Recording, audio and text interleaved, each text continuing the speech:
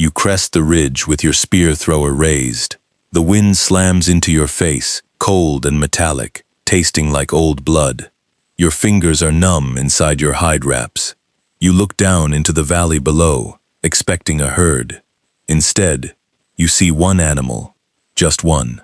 A thin, starving doe standing alone in the gray grass. She looks up at you with tired, empty eyes. You raise your spear to throw, but before you can release, her legs give out. She collapses into the grass, dead. You never even threw. You stand on the ridge with your spear still raised, aiming at a body that was already gone. You stare down at the dead doe, and you wonder when it started going wrong. When the herds thinned, when the world emptied out. The answer is not on this ridge. The answer is much older than that. It started when you were 4 years old, barefoot on cold stone, watching your father walk away. Age 4. You do not know the word for extinction, but you know what it sounds like when your mother cries over a pot of boiled bone marrow, because there is nothing else left to cook. You were born into a small group of 11 people. You live in a limestone cave above a frozen river valley. Your parents are not warm. They are two tired shapes hunched over a fire, too exhausted to look at you, too exhausted to look at anything except the next meal. The rule of your world is simple. Every child belongs to the hunt. Every pair of hands must help bring in meat. Nobody asks you what you want to be. There is no other option. There never was. One morning, you follow your father to the mouth of the cave. He is painting a bison on the wall. He uses red earth mixed with melted animal fat as his paint. He carefully paints the bison's eye. Then he sets the stone down on the ground. He does not pick it up again. He walks out into the snow and keeps walking until he disappears. You stand barefoot on the cold rock, watching the painted bison stare back at you from the wall. The smell of that paint fills your nose. Greasy, sharp like iron, faintly sweet. It burns itself into your memory forever. Your father does not come back that night. Age 6. The one-eyed elder puts a rough piece of flint in your hand and says, "Shape this into a spear point, or you eat cold tonight." You sit cross-legged at the cave entrance. You strike the flint with a piece of antler, trying to carve it into a sharp point. Fragments of stone slice your palms open. You keep striking. Blood drips from your hands onto the rock. You strike again and again. Your palms are raw and stinging. You keep going because stopping means going hungry. Congratulations. You have successfully made a slightly smaller, slightly sharper rock. Your reward is doing it 400 more times before your wrists give out. The elder watches you fumble the shape. She has one eye and a face covered in old scars. She looks down at you and says, "The ice does not care if your fingers hurt, neither do I." You had dreams once. You wanted to follow the river south. You wanted to see where the water went when it was not frozen solid. None of that matters now. The elder hands you your first real spear thrower. You snap your hips forward. The spear flies much further than your arm could ever throw on its own. The river is just another thing to hunt beside. That is what they teach you. That is all they teach you. They send you to the tree line to catch hares in snares. You catch one. It is alive. It is warm. Its tiny heart beats fast against your palm. You are supposed to bring it back alive so the group can breed more hares. Instead, you are starving. You twist its neck. You tell the elder it was already dead when you found it. She looks at you. She knows you are lying. She says nothing. You eat your share of meat that night. It tastes like guilt in your mouth. You swallow the last bite. You notice your hands have stopped shaking. Age 13. The herds have thinned to almost nothing, and the group looks at you like you personally owe them a mammoth. The reindeer scatter north and disappear. The group sends you and 2 other hunters across a frozen plateau to track them down. A blizzard hits without warning. The sky turns white. You cannot see your own hand in front of your face. Then the boy beside you screams. The snow collapses under his feet. He falls into a hidden crack in the ice. You hear him yelling for help below you. You have a rope made of braided animal sinew. You lower it down into the crack. His fingers grab the rope. You pull. Then the wind shifts. The snow ledge under your own feet cracks. You hear a deep, wet creaking sound beneath you. Then there is silence. Just the wind howling. You pull the rope back up. You let go of it. You tell yourself the ledge was breaking. You tell yourself you had no choice. You walk back to the cave alone. Your right hand develops a tremor after that day. It never goes away. You hear his voice in your dreams for 3 winters.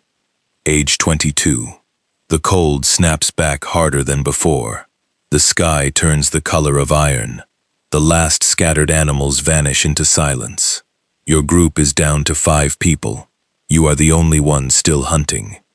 You track for 6 days. You find nothing. You walk back to the cave empty-handed. The others look at you. They are waiting for you to fix this. You cannot fix this. The scarred man sits by the river. He has a jagged white scar across his jaw from an old bear attack. He stopped hunting months ago. Now he traps fish through holes he cuts in the ice. He looks at your spear thrower and says, "Still throwing sticks at ghosts?" He is not wrong, and that is what makes it so hard to hear. Another successful day at the office. 40 miles walked. 1 set of tracks found, 3 days old. You came home with frostbite and a crisis of purpose. Very productive. The last child in your group is a 7-year-old girl.